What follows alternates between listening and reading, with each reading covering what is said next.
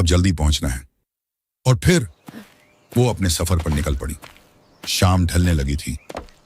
आखिरकार वो अपने बड़े बेटे के घर पहुंच गई। कांपते हाथों से दरवाजा खटखटाया। कुछ देर बाद बहू बाहर आई। चंपा देवी को देखते ही उसका चेहरा उतर गया, लेकिन फिर झूठी मुस्कान लाकर बोली, अरे अम्मा, इतनी धूप में आप अकेले आ गईं? फिर बनावटी चिंता दिखाते हुए बोली, हमें खबर कर देती, हम ही आ जाते लेने। चंपा देवी ने थकी हुई आवाज में कहा, बेटी, तबीयत ठीक नहीं है, सोचा कुछ दिन यहीं रह लूं। बहू अंदर गई और बेटे से बात की। दोनों के चेहरे पर खुशी नहीं थी, लेकिन फिर भी अनमने मन से उन्हें घर में रहने दिया गया।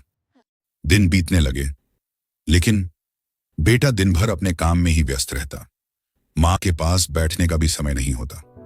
चंपा देवी दरवाजे के पास बैठी रहती, हर आवाज पर सोचती, शायद बेटा आया है, लेकिन वो कभी नहीं आता।